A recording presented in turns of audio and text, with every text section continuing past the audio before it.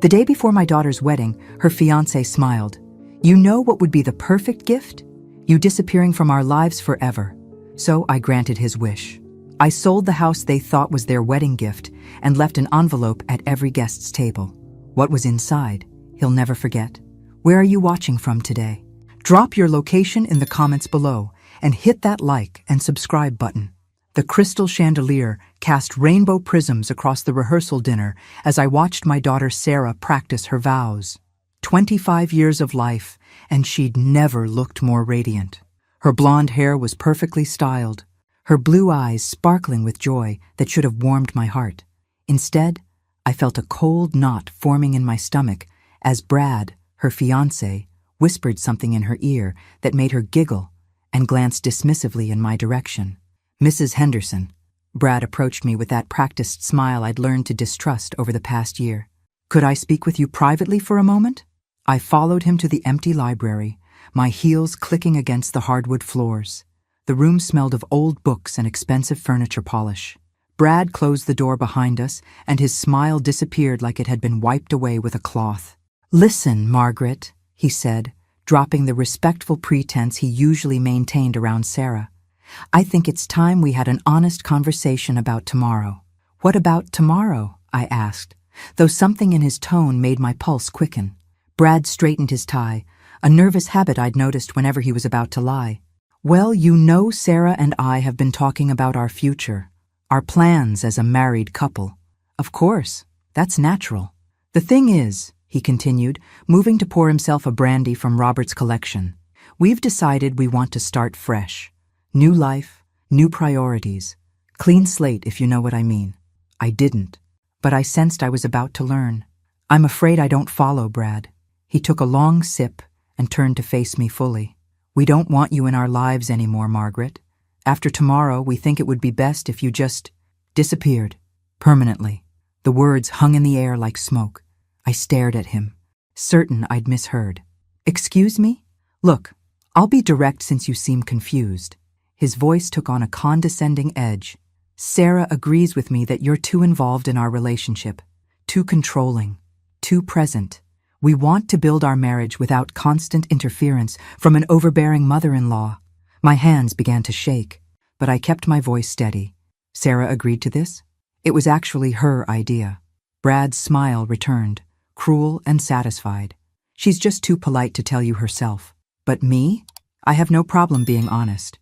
You know what would be the perfect wedding gift? You disappearing from our lives forever." The library walls seemed to close in around me. This boy, because that's what he was, a spoiled 28-year-old boy, had just asked me to erase myself from my daughter's life as a wedding present. "And if I refuse?" I whispered. Brad shrugged casually. "Then Sarah will have to choose between her husband and her mother. And frankly, Mrs. Henderson, I don't think you'll like how that turns out." He drained his brandy glass and headed for the door. "Think about it tonight. Make the right choice tomorrow." As the door closed behind him, I remained standing in that library, surrounded by leather-bound books that had witnessed decades of family conversations. None quite like this one. My reflection stared back at me from the dark window, a 52-year-old woman who had just been told she was unwanted by the child she'd raised alone for the past 15 years. But what Brad didn't know was that I'd been making difficult choices my entire life, and this one was about to be easier than he could possibly imagine. Chapter 2. 24 hours earlier, I'd been the proud mother of the bride, checking final details for what I thought would be the happiest day of my daughter's life. Now I stood in my kitchen at 3 a.m., staring at the deed to the lake house that Sarah had been coveting since childhood. Where are you watching from today? Drop your location in the comments below and hit that like and subscribe button. The house had been my retirement dream, purchased with the life insurance money from Robert's passing 3 years ago. Sarah knew I'd planned to give it to her and Brad as a wedding gift. She'd been showing it off to her friends for months, posting pictures on social media with captions like, "Future weekend getaway," and "Can't wait to make memories here with my husband." What she didn't know was that the deed was still in my name only.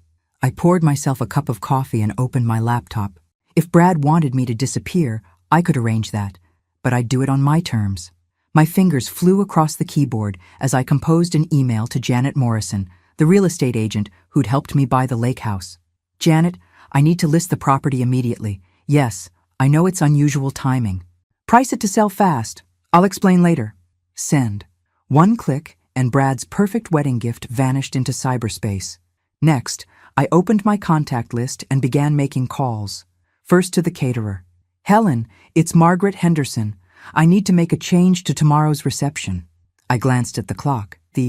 I know it's late, but this is important. Helen Barnes had been catering events in our town for 30 years. She'd handled my own wedding reception when I was younger than Sarah was now. Margaret, honey, the wedding is tomorrow. What kind of change could possibly need to be made at this hour? I need you to place a small envelope at each table setting. White envelope, nothing fancy. I'll bring them to you first thing in the morning.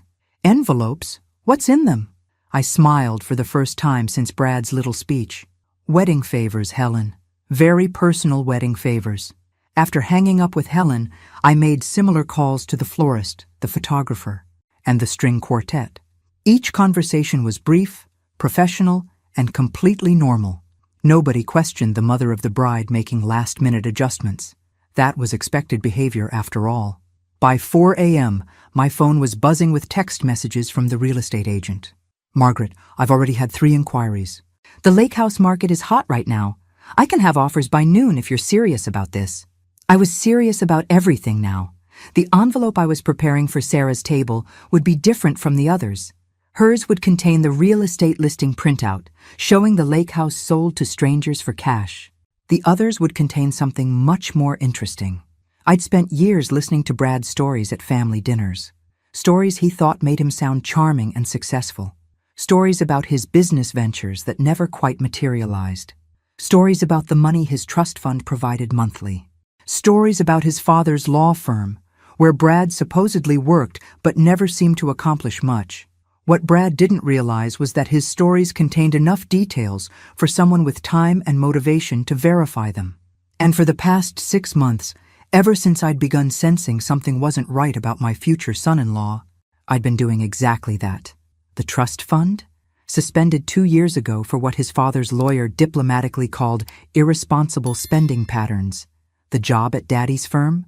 More like an allowance for showing up occasionally and pretending to review cases. The business ventures? Elaborate cons he'd been running on various investors, including Sarah's college friends. Brad Mitchell wasn't just broke. He was a fraud. And tomorrow, every single wedding guest would learn exactly what kind of man Sarah was marrying. I sealed the last envelope and placed it with the others in a neat stack. 67 envelopes for 67 guests, each containing a detailed background report on Bradford James Mitchell III, complete with financial records, police reports, and testimonials from his previous victims. The sun was beginning to rise as I showered and dressed for my daughter's wedding day. In a few hours, Brad would get his wish. I would disappear from their lives forever. But not quietly. Chapter 3. The morning of Sarah's wedding dawned crisp and clear, the kind of October day that makes photographers swoon. I arrived at the venue early, carrying a simple white box containing 67 envelopes that would soon turn this fairy tale wedding into the scandal of the century. Where are you watching from today? Drop your location in the comments below and hit that like and subscribe button. Helen Barnes met me at the service entrance, coffee in hand and curiosity written across her weathered face. Margaret, I've been in this business for 3 decades, and I've never had a mother of the bride bring mysterious envelopes at dawn. You're making me nervous. Trust me, Helen. Today's reception will be memorable. I handed her the box, noting how her eyebrows rose at the weight. 1 envelope per table setting, exactly as I described. And if guests ask me what's inside, they won't ask you. They'll be too busy reading. I pulled out my phone to check for messages from Janet. 3 offers already, all above asking price. The lake house would be gone before the ceremony ended. Helen shook her head but took the box. Your daughter's going to kill me if this ruins her day. My daughter made her choice, I replied. She'll have to live with the consequences. I spent the next 2 hours at the salon, getting my hair and makeup done alongside Sarah and her bridesmaids. The atmosphere was giddy, champagne flowing freely as the girls chatted about the reception, the honeymoon, the future. Sarah looked radiant in her white silk robe, diamond earrings catching the morning light. "Mom, I'm so nervous," she confided as the makeup artist applied her lipstick. "What if something goes wrong?" I squeezed her hand, feeling a pang of sadness for what was about to happen. "Sweetheart, sometimes things go wrong for a reason. Sometimes it's the universe's way of protecting us from bigger mistakes." Sarah laughed. "You're so philosophical today. Save some wisdom for your mother of the bride speech tonight." "About that," I said carefully. "I don't think I'll be giving a speech after all." "What? Mom, you've been working on that speech for months." "Plans change, honey. You'll understand soon enough." The ceremony took place at 4 p.m. in the rose garden behind the country club. Sarah walked down the aisle on my brother Tom's arm, since her father wasn't alive to give her away. She was breathtaking in her grandmother's vintage lace dress, veil flowing behind her like a cloud. For a moment, watching her approach the altar, I almost wavered. Then I saw Brad smile. That same practiced, empty smile he'd given me in the library. The smile of a predator who thought he'd won. The minister began the traditional words. "Dearly beloved, we are gathered here today." But I found myself thinking different words. "Dearly deceived, we are gathered here to witness the union of a naive young woman and a con artist." When the minister asked if anyone objected to this union, I remained silent. The truth would speak for itself soon enough. "You may kiss the bride," the minister announced, and Brad swept Sarah into his arms for a passionate kiss that earned applause from the assembled guests. As they walked back down the aisle together, Sarah caught my eye and blew me a kiss. I smiled and waved back, knowing it might be the last time she'd look at me with love instead of hatred. The cocktail hour passed in a blur of congratulations and small talk. Guests mingled on the terrace, admiring the view of the lake where my former house sat empty, already sold to strangers. I made polite conversation with relatives and family friends, accepting their compliments on the beautiful ceremony and elegant reception. "Margaret, you must be so proud," gushed Aunt Dorothy. "Sarah looks absolutely radiant, and Brad seems like such a catch." "He certainly caught something," I murmured, watching the waiters begin seating guests for dinner. At 6:30, the dinner bell chimed, and guests made their way to their assigned tables. Each place setting included Helen's beautiful floral arrangements, polished silverware, and one small white envelope bearing the guest's name. I took my seat at the head table, directly across from Sarah and Brad. The happy couple was busy accepting congratulations and posing for photos, completely oblivious to what was about to unfold. "Ladies and gentlemen," the MC announced, "before we begin dinner, the bride's mother has asked me to suggest that you open the small gift waiting at your place setting, a personal message from the Henderson family to thank you for sharing this special day." 67 hands reached for 67 envelopes simultaneously, and my daughter's perfect wedding day began to implode. Chapter 4. The first gasp came from Table 3, where Brad's college fraternity brothers were seated. Then a sharp intake of breath from Table 5, where Sarah's sorority sisters had been giggling about wedding favors just moments before. By the time the contents of the envelopes had been fully absorbed, the reception hall had fallen into the kind of silence usually reserved for funerals. Where are you watching from today? Drop your location in the comments below and hit that like and subscribe button. Brad noticed the change in atmosphere before Sarah did. His head swiveled around the room, taking in the shocked faces, the whispered conversations, the way people were staring at him with expressions ranging from disgust to pity. When his gaze finally landed on me, I raised my champagne glass in a mock toast. "Mom?" Sarah's voice was uncertain. "What's happening?" Everyone looked so strange. I watched as Brad's fraternity brother Mike stood up from Table 3, envelope in hand, and began walking toward our table. His face was flushed with anger, jaw clenched tight. Behind him, other guests were starting to murmur, the kind of low building rumble that precedes a thunderstorm. "Bradford," Mike said when he reached us, his voice carrying across the suddenly quiet room. "We need to talk, now." "Mike, hey buddy, what's wrong?" Brad's voice cracked slightly, but he maintained his smile. "Can it wait? Kind of in the middle of my wedding here." Mike held up the paper he'd pulled from his envelope. "According to this, you owe me $12,000 from that investment opportunity you pitched last Christmas. The one where you said you'd triple my money in 6 months. Sarah's face paled. What investment opportunity? Before Brad could answer, another voice called out from table 7. He owes me $8 grand. It was Jennifer Walsh, one of Sarah's college friends. For the wedding photography business we were supposedly starting together. Then table 4. $15,000 for the restaurant franchise that never existed. Table 8. $6,000 for cryptocurrency mining equipment that was just an empty warehouse. The voices multiplied. A crescendo of anger and betrayal as Brad's victims stood up one by one, clutching their envelopes like evidence in a courtroom drama. Sarah spun in her chair, trying to process what she was hearing, her white dress rustling with each frantic movement. "This is insane," Brad said, his practiced composure finally cracking. "Margaret, what have you done?" "I granted your wish," I replied calmly, cutting into my salmon as if nothing unusual was happening. "You wanted me to disappear from your lives, so I'm taking my resources with me, including the lake house you thought you were inheriting." Sarah gasped. "The lake house?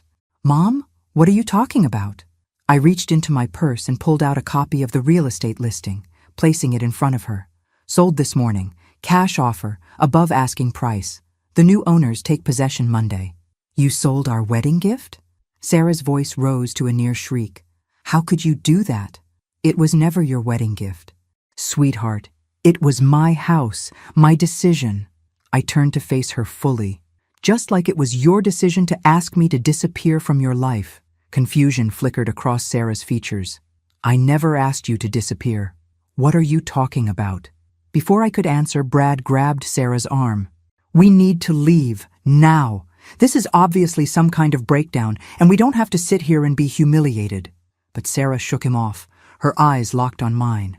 "Mom, explain this. Explain all of this." I glanced around the room, where 67 wedding guests were now holding documented proof of Brad's criminal activity. Some were on their phones, probably calling lawyers or police. Others were comparing notes, realizing how extensively they'd been manipulated. "Last night," I said quietly, "your fiancé told me that the perfect wedding gift would be my permanent disappearance from your lives. He said it was actually your idea, Sarah, that you were too polite to tell me yourself." Sarah's face went white. "That's not true. I never said that." I watched as the realization hit her. The betrayal wasn't just financial.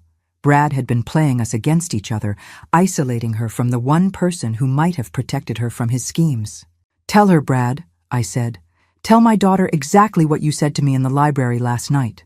But Brad was no longer listening. He was backing away from our table, his face flushed with panic as more guests approached with their envelopes, demanding answers and restitution. "This is harassment," he said loudly. "My father's law firm will be in touch about this libel." That's when elderly Judge Morrison from Table 9 stood up, his voice booming across the reception hall. "Your father's law firm disowned you 18 months ago for embezzlement, son. It's all right here in black and white." The room erupted in gasps and angry murmurs. Sarah buried her face in her hands, her perfect wedding day collapsing around her like a house of cards. And I sat there, calmly finishing my dinner, watching the man who'd tried to erase me from my daughter's life get exactly what he deserved. Chapter 5.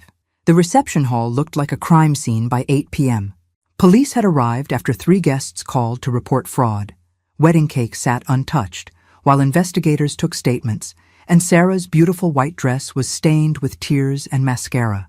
My daughter sat hunched in her chair, staring at the evidence spread across our table like she was seeing it for the first time.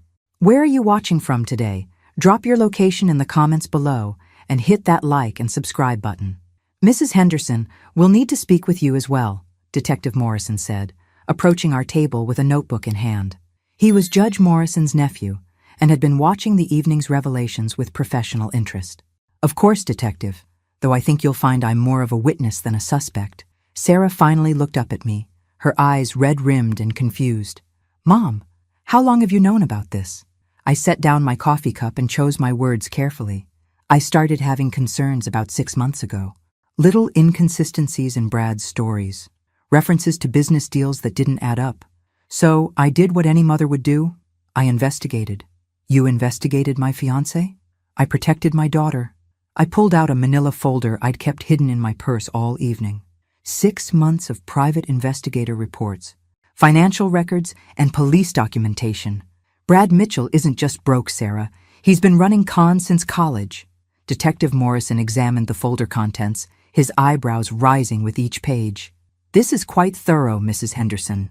Professional-grade investigation. I hired the best. Money well spent, as it turns out. Sarah grabbed the folder, scanning the documents with growing horror. A restraining order from his ex-girlfriend. Theft charges that were dropped. Mom, why didn't you tell me? I tried to, sweetheart. Remember our lunch last month when I suggested a longer engagement? Or when I recommended that premarital financial counseling? Every time I raised concerns, you defended him. You said I was being overprotective. But you could have just shown me this evidence. I laughed bitterly. Could I? You've been so infatuated with Brad that you stopped returning my calls half the time. When's the last time we had a real conversation, Sarah? One where you didn't cut me off to take his phone call or rush off to meet him. Sarah opened her mouth to argue, then closed it. We both knew I was right. The night before your wedding, I continued, Brad made his position crystal clear. He wanted me gone. Not just distant, completely erased from your lives. He said it was your idea. It wasn't, Sarah whispered. I swear, Mom, I never said that. I know that now. But last night, I believed him. I believed that my own daughter wanted me to disappear. I felt tears threatening for the first time all day. Do you have any idea what that felt like? Before Sarah could answer, a commotion erupted near the exit. Brad was trying to leave with his groomsmen, but several guests had formed a human barrier. Mike from table 3 was still clutching his envelope, his face red with fury. You're not going anywhere until we figure out how to get our money back, Mike declared. Some of us are talking about a class action lawsuit. This is kidnapping, Brad protested, though his voice lacked its usual confidence. You can't force me to stay here. Actually, Detective Morrison interjected, approaching the group, I can. Bradford Mitchell, you're under arrest for fraud and conspiracy to commit theft. The Miranda rights were read in front of 67 wedding guests, the string quartet, and 3 very confused catering staff. Brad's face went through a rainbow of emotions: shock, anger, fear, and finally a desperate calculation as he searched the room for some escape route. His eyes landed on Sarah, still sitting in her ruined wedding dress, and for a moment his mask slipped completely. Instead of love, or even regret, I saw something cold and predatory.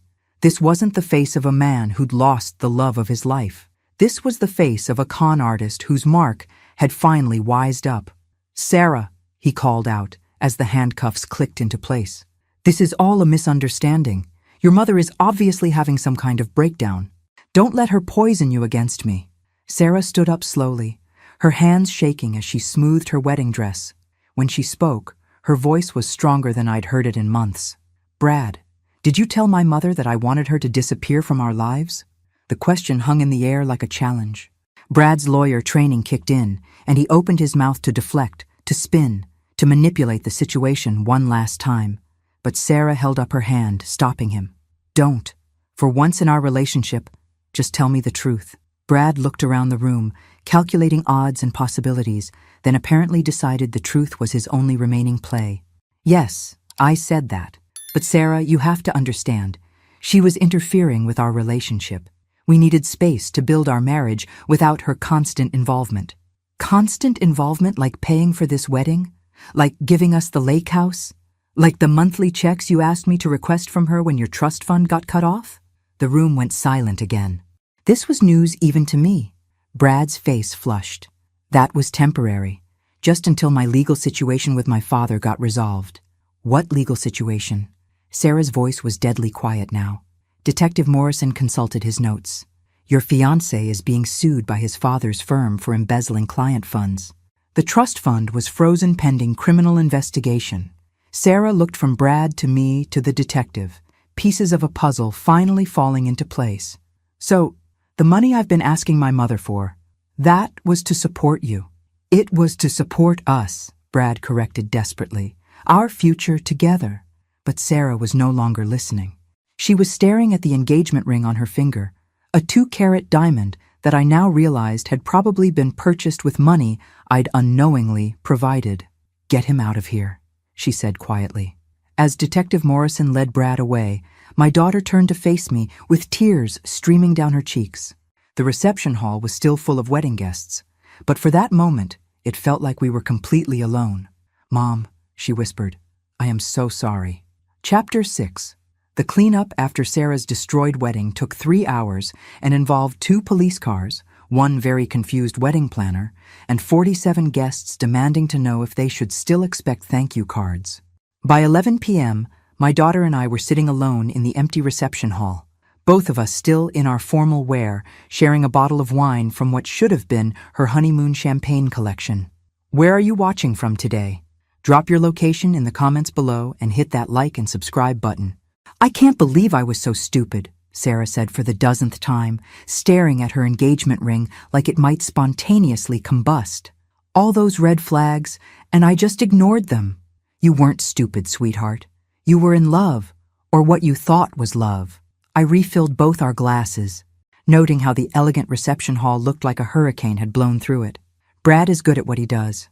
Manipulation is a skill, and he's had years to perfect it.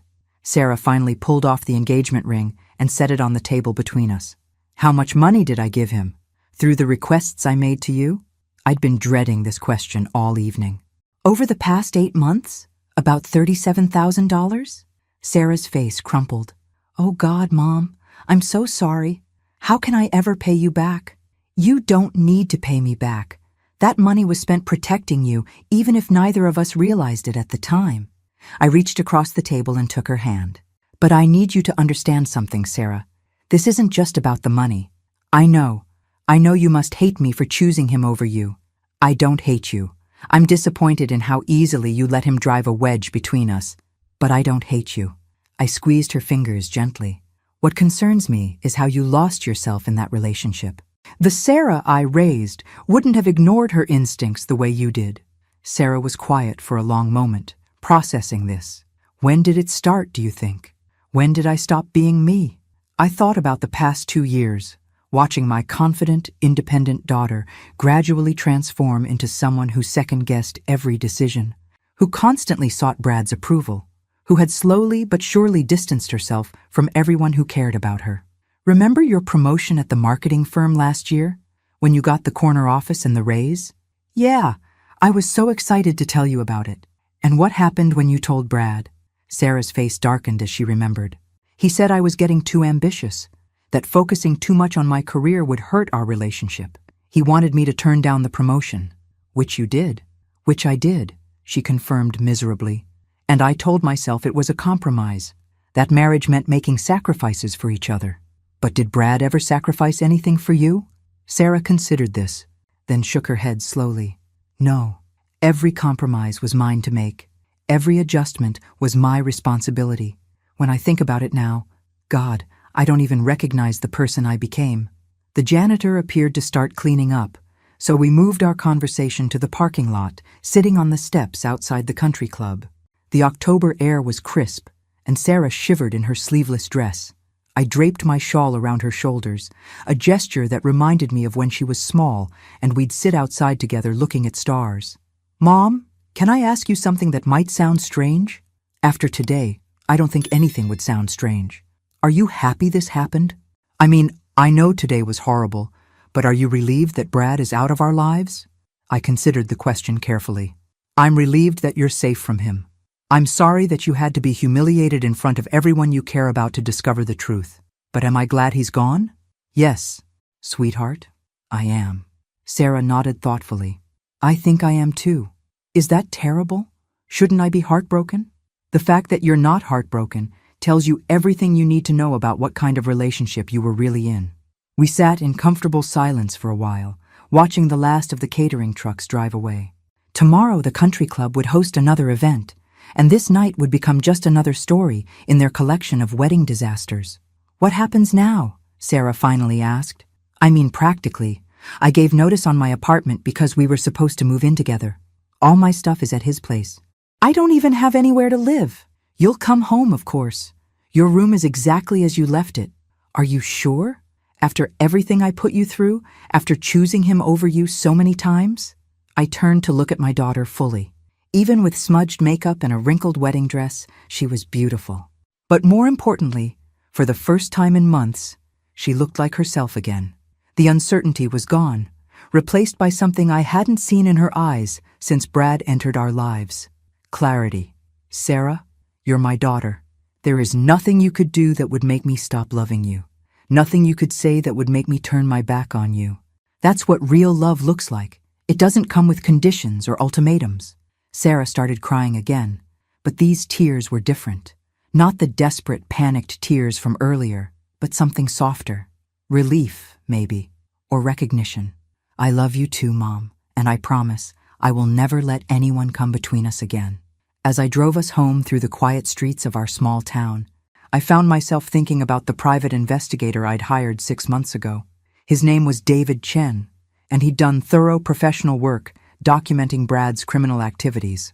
But there was something else he'd discovered, something I hadn't included in tonight's envelopes because it was still speculation rather than fact.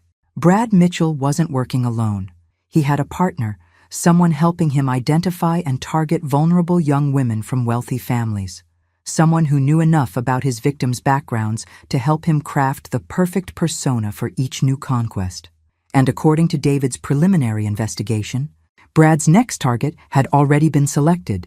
Tomorrow, I'd be making some phone calls to warn another mother about the charming young man her daughter had recently started dating. Tonight, though, I was just grateful to have my own daughter back. Chapter 7. Sunday morning brought coffee, aspirin, and the surreal experience of explaining to my extended family why their gift checks should be canceled before Brad could cash them. Sarah sat at the kitchen table in my old bathrobe, fielding calls from friends who'd heard about the wedding disaster through social media and wanted to make sure she was okay. Where are you watching from today? Drop your location in the comments below and hit that like and subscribe button. Cousin Beth wants to know if the China pattern is still available for purchase, Sarah said, after hanging up from her latest call. Apparently, the humiliation of public fraud doesn't affect her gift-giving timeline. I laughed despite everything. Your father's side of the family always did have interesting priorities. We were interrupted by a knock at the door. Through the window, I could see David Chen, the private investigator I'd hired, holding a manila folder and looking unusually grim. Mrs. Henderson? I have some additional information about Brad Mitchell that I think you and your daughter should see. I invited him in, pouring coffee, while Sarah clutched her robe tighter around herself. David had been invaluable over the past 6 months, methodically documenting Brad's financial crimes and romantic deceptions. He was a former police detective who'd gone private after 30 years on the force, specializing in cases involving financial fraud and elder abuse. First, congratulations on last night, David said, accepting the coffee gratefully. I heard through my contacts that Mitchell was arrested and charged. Your envelope strategy was brilliant. It felt necessary, I replied. But you said you had additional information? David opened his folder and spread several photographs across the kitchen table. These were taken yesterday before the wedding. I've been maintaining surveillance on Mitchell's activities, and I discovered something troubling. The photos showed Brad in what appeared to be a hotel room, talking animatedly with an older woman I didn't recognize. She was well-dressed, professional-looking, with silver hair and an expensive handbag. Who is that? Sarah asked, leaning forward to study the images. Her name is Victoria Ashworth. She's 58 years old, recently widowed, and according to my sources, she's worth approximately $4 million in life insurance and inherited assets. My blood ran cold. He was already planning his next victim. It gets worse, David continued, pulling out more documents. Victoria Ashworth has a daughter, 26 years old, works as a teacher, recently ended a long-term relationship. The daughter's name is Emma, and based on these photos from her social media accounts, she's been dating someone new for the past 2 months. He showed us a series of Instagram photos. Emma Ashworth, with a handsome young man at various romantic locations around the city. Dinner at expensive restaurants, weekend getaways, couples photos with captions about new love and fresh starts. Sarah gasped. That's not Brad in the photos. No, it's his business partner, Tyler Reynolds, age 30, similar background of fraud and manipulation. They work as a team. One targets the daughter, the other eventually targets the mother. They've been running this particular con for almost 3 years. I stared at the evidence spread across my kitchen table, feeling sick. They're professional predators. The worst kind, David confirmed. They identify recently divorced or widowed women with adult daughters, then split up to work both targets simultaneously. The daughter provides access and information about the mother's finances, usually without realizing it. Meanwhile, the mother is gradually isolated from friends and family who might interfere. Sarah had gone pale. That's exactly what Brad was doing to us, separating me from you, making me feel like I had to choose between you and him. It's a classic manipulation tactic. But here's the thing. Mitchell getting arrested last night doesn't stop Reynolds from continuing to work on Emma Ashworth. If anything, it might accelerate his timeline. I stood up and began pacing the kitchen, my mind racing. We have to warn them. That's what I was hoping you'd say, David replied. But we need to be strategic about it. If we approach Emma directly, Reynolds will likely disappear and surface somewhere else with new identities. We need evidence of criminal activity, not just suspicious behavior. What do you need from us? Sarah asked. David pulled out a business card and handed it to me. Victoria Ashworth belongs to the same country club where your wedding reception was held. Same social circles, same charitable organizations. If you could arrange an introduction, we might be able to gather enough evidence to stop them before Emma gets in too deep. I looked at the card, then at my daughter. Sarah, how do you feel about helping another family avoid what we just went through? I'm in, she said without hesitation. No one else should have to experience what we did yesterday. David gathered his photos and documents. I'll continue surveillance on Reynolds while you make contact with Mrs. Ashworth. But be careful. If they suspect we're onto them, they could become dangerous. After he left, Sarah and I sat in the kitchen, processing what we'd learned. The man who'd tried to destroy our relationship wasn't just a common criminal. He was part of an organized operation targeting vulnerable families. Mom, Sarah said quietly, I keep thinking about something Brad said yesterday when he was being arrested. He looked around the room like he was calculating something, like he was already planning his next move. What do you mean?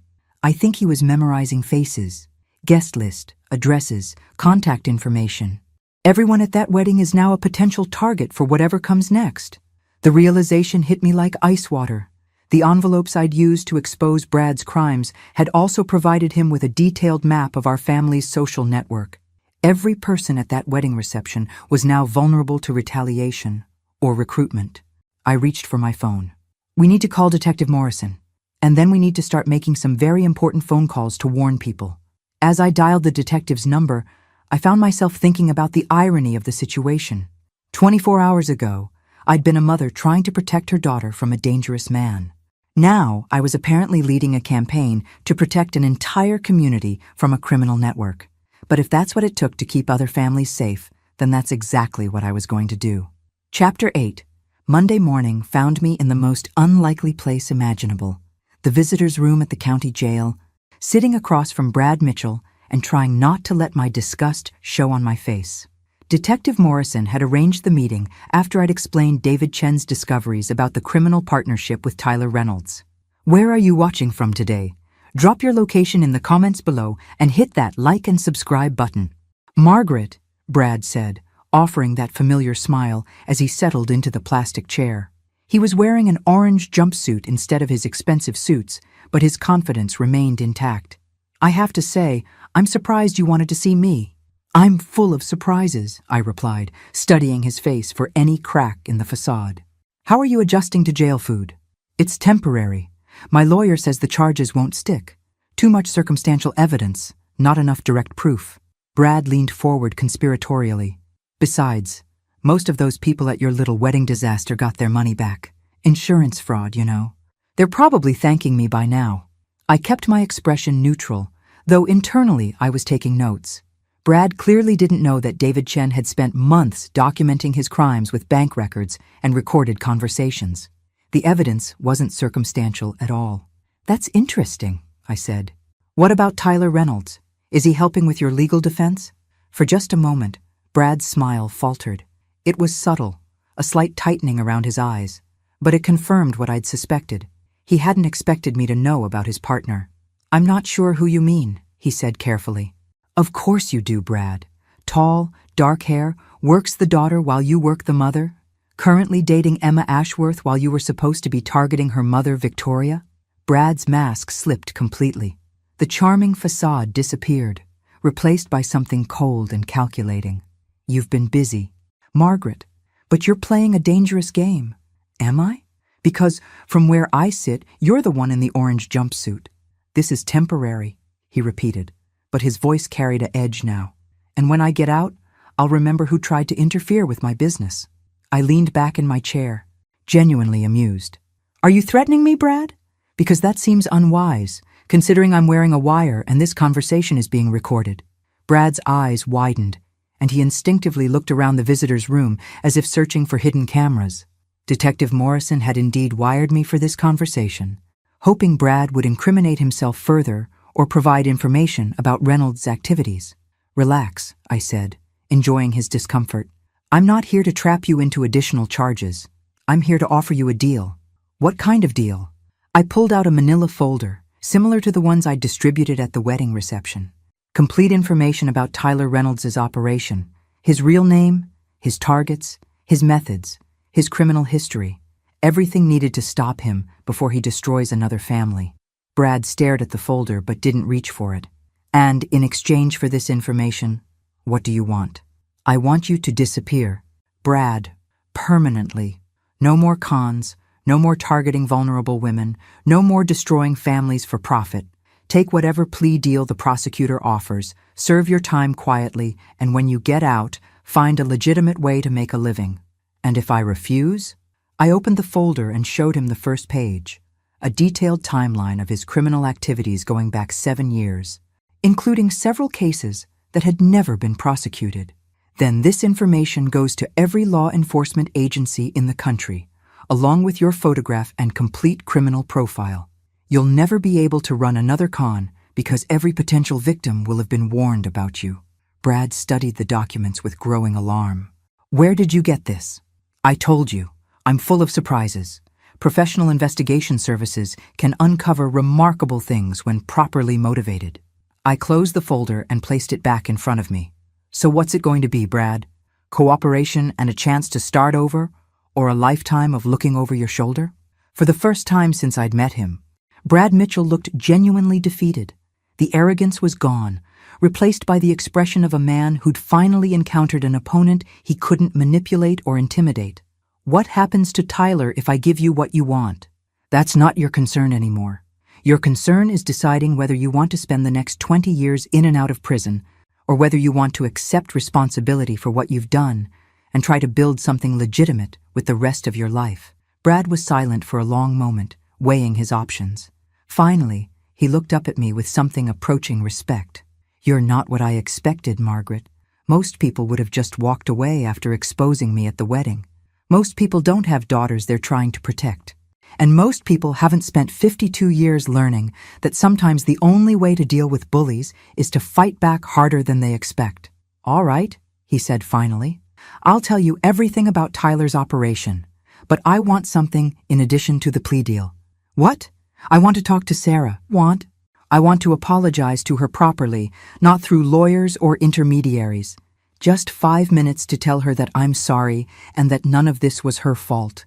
I studied his face, looking for signs of manipulation or hidden agenda. But for the first time since I'd known him, Brad Mitchell appeared to be telling the truth. I'll ask her, I said. But Sarah makes that decision, not me. If she says no, you accept it and move on. Agreed. I stood up and collected my folder. Detective Morrison will be in touch about the details. And Brad, if you're lying to me about wanting to change, if this is just another con to buy yourself time, I will make it my personal mission to ensure you never hurt another family. As I walked away, I heard him call after me, Margaret, for what it's worth, I think Sarah is lucky to have you as her mother. I didn't turn around to respond, but I found myself thinking that if Brad Mitchell really was capable of change, then maybe there was hope for everyone. The question was whether Tyler Reynolds would be as easy to stop, or if he'd prove to be even more dangerous than his now imprisoned partner. Chapter 9. Tuesday evening, Sarah and I sat in Victoria Ashworth's elegant living room, surrounded by family photos and expensive artwork, watching a woman's world collapse in real time. The introduction had been easier than expected, Victoria and I had mutual friends from the country club, and a casual mention of recent challenges with young men who aren't what they seem had opened the door to a deeper conversation. Where are you watching from today? Drop your location in the comments below and hit that like and subscribe button. You're telling me that Tyler has been lying about everything? Victoria asked, her hands shaking as she reviewed the documents David Chen had provided. His job, his family background, his feelings for Emma? I'm afraid so, I replied gently. And more importantly, Mrs. Ashworth, we believe you were his ultimate target. Emma was just the access point. Victoria was an intelligent woman, retired college professor, active in community organizations, clearly nobody's fool under normal circumstances. But love, even second-hand love through a beloved daughter, could blind anyone to danger. Emma is going to be devastated, Victoria whispered. She's been talking about introducing him to me formally next weekend. She thinks he might propose soon. Sarah leaned forward from her place on the sofa. Mrs. Ashworth, I know exactly how she feels. 3 days ago, I was convinced I was marrying the love of my life. The humiliation is temporary, but the relief of discovering the truth before making a permanent mistake? That lasts forever. But how do we tell her? How do I explain that I allowed a stranger to investigate her boyfriend without her knowledge? That was the delicate part. Emma Ashworth was currently at work, unaware that her mother was learning about Tyler Reynolds' criminal history. According to David's surveillance, Tyler was planning to escalate their relationship this week, possibly proposing marriage as a way to accelerate access to Victoria's finances.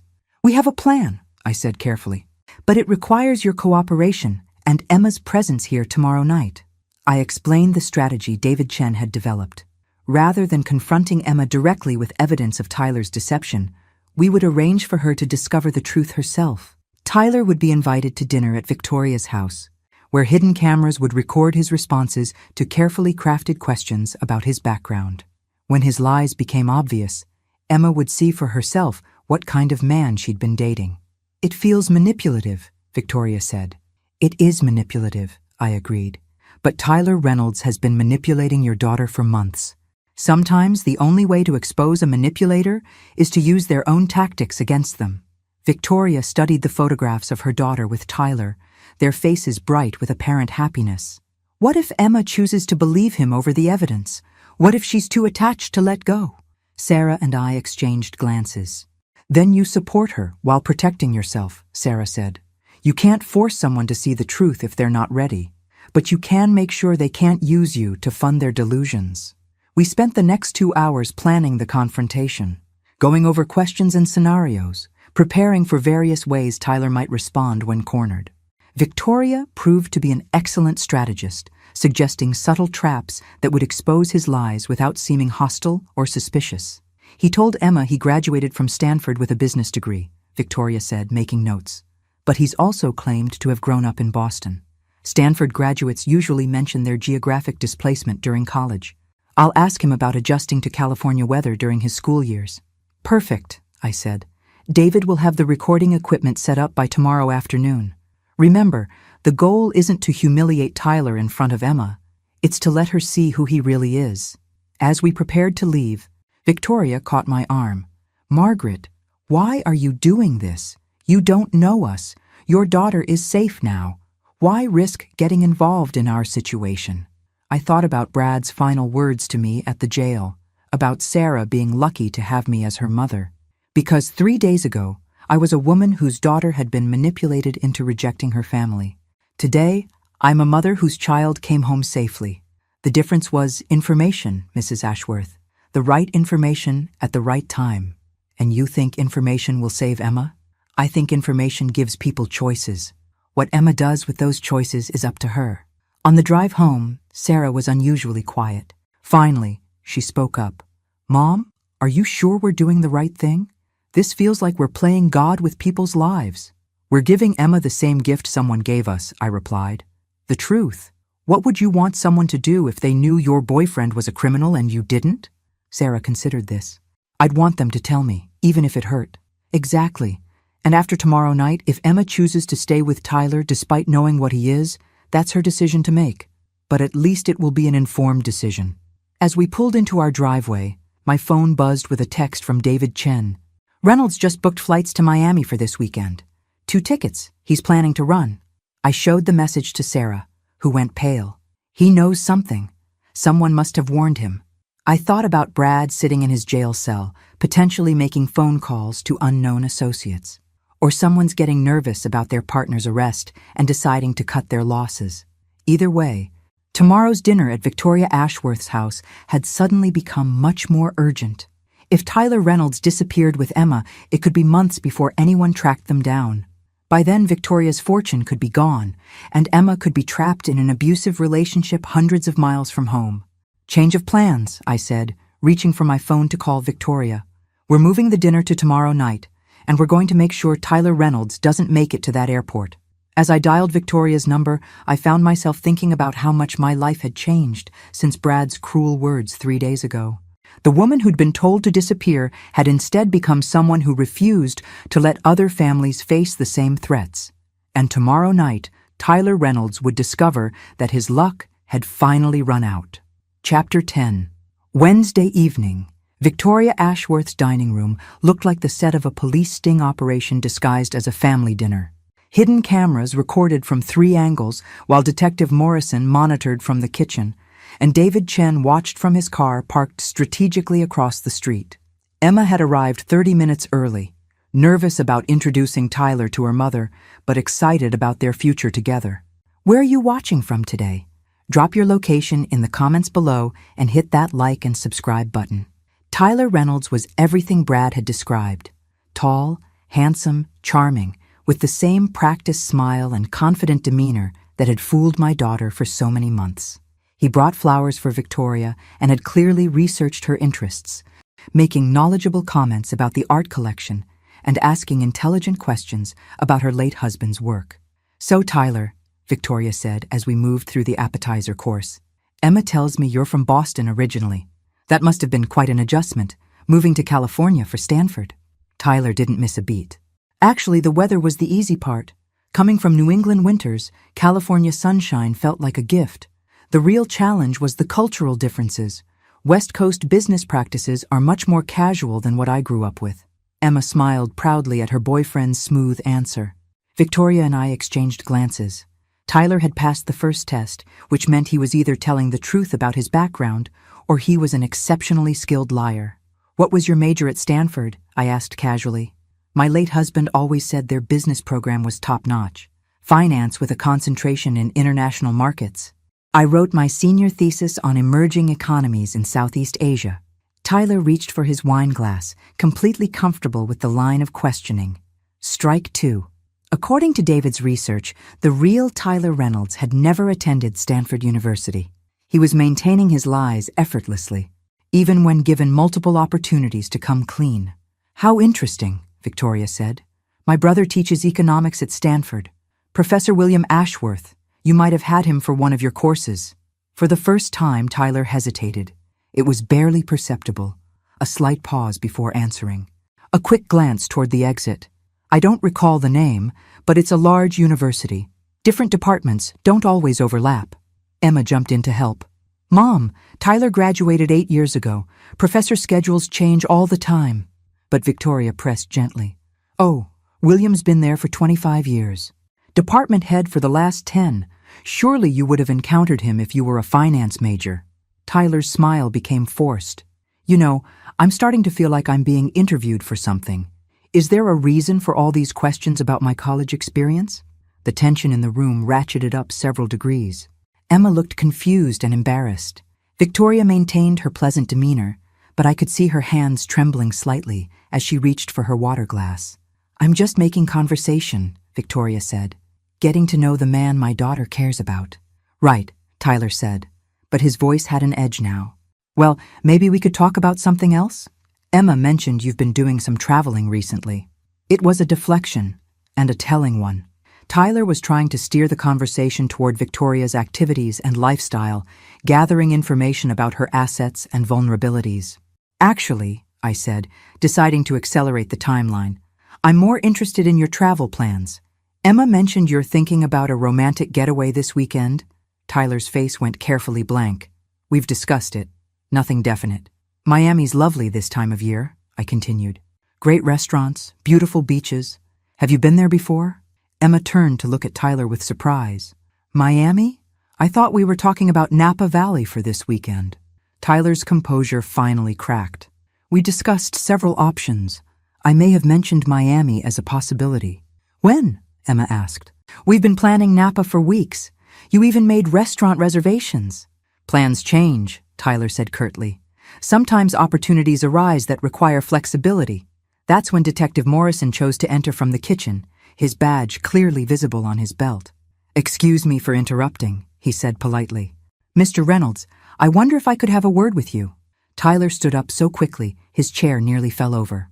I'm sorry, who are you? Detective Morrison, County Police. I believe you know my colleague Detective Parker from Miami. He's been looking for you regarding some financial irregularities involving elderly investors in Florida. Emma gasped. Financial irregularities? Tyler, what is he talking about? Tyler looked around the room, his escape routes cut off, his carefully constructed persona collapsing like a house of cards. This is entrapment. I haven't done anything wrong. Then you won't mind answering a few questions, Detective Morrison replied calmly. Starting with why you booked flights to Miami under 3 different names in the past 48 hours. 3 different names? Emma stood up, staring at Tyler with growing horror. Tyler, what's going on? Who are you? That's when Tyler made his final mistake. Instead of trying to maintain his innocence or explain the situation, he grabbed Emma's arm roughly and started pulling her toward the door. We're leaving, now. Don't listen to any of this, Emma. These people are trying to poison you against me. Emma jerked away from him. Don't touch me, and don't tell me what to listen to. She turned to face Detective Morrison. I want to know everything, right now. Over the next 30 minutes, Emma Ashworth learned that the man she'd been dating for 3 months was actually Thomas Mitchell, no relation to Brad despite the shared surname, a career criminal with outstanding warrants in 4 states. His job in investment banking was a cover for targeting wealthy widows and their adult children. His romantic feelings for her were entirely fabricated, designed to provide access to her mother's fortune. The Miami flights were your exit strategy, Detective Morrison explained as Tyler sat in handcuffs. After one final dinner with Mrs. Ashworth, you were planning to convince Emma to elope with you. The marriage would have given you legal access to family assets, and by the time anyone realized what had happened, you'd have disappeared with both Emma and her mother's money.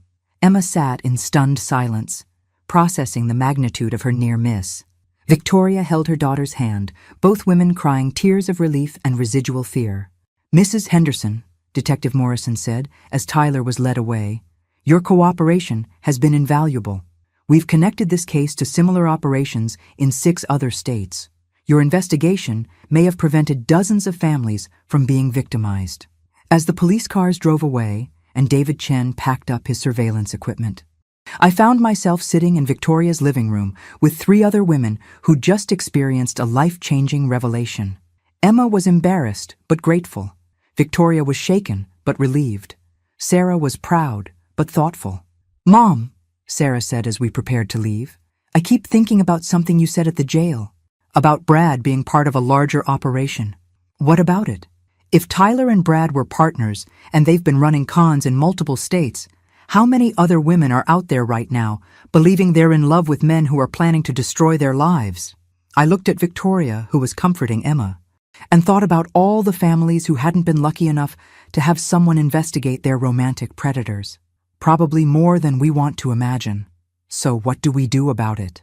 That question had been forming in my mind since the moment Brad was arrested. What did we do with the knowledge we'd gained? The network we'd built? The expertise we'd developed? We start a foundation, I said finally. A resource for people who suspect their loved ones might be involved with romantic fraudsters. Investigation services, legal support, emotional counseling, public education about the warning signs, Sarah smiled. The Margaret Henderson Foundation for Family Protection? I laughed. Nothing that grandiose. Maybe just second chances for families who need help starting over after discovering they've been victimized. 3 months later, Second Chances opened its doors in a modest office downtown, funded by the money I'd originally planned to give Brad and Sarah as a wedding present. We'd helped 12 families avoid romantic fraud schemes, provided counseling services to 37 victims of financial manipulation, and created an online database of known romantic predators that law enforcement agencies across the country now used as a reference tool. Sarah worked part-time for the foundation while rebuilding her marketing career. Victoria Ashworth served on our board of directors and helped fund our legal advocacy program. Emma had returned to teaching but volunteered on weekends, using her experience to help other young women recognize manipulation tactics. And me? I discovered that being told to disappear from someone's life had actually shown me how to make myself indispensable to the lives that mattered. The best revenge, as it turned out, wasn't a dish served cold. It was a life lived with purpose, protecting others from the predators who thought they could destroy families for profit. Brad Mitchell was serving 7 years for fraud and conspiracy. Tyler Reynolds got 12 years and deportation back to Canada, where he faced additional charges. Both men would be monitored for the rest of their lives, their criminal activities documented and shared with law enforcement agencies worldwide. Sometimes the perfect wedding gift isn't what the bride and groom expect to receive. Sometimes it's discovering who you really are when someone tries to erase you from existence. And sometimes, just sometimes, the person who disappears isn't the one who was asked to leave. Thanks for listening. Don't forget to subscribe and feel free to share your story in the comments. Your voice matters.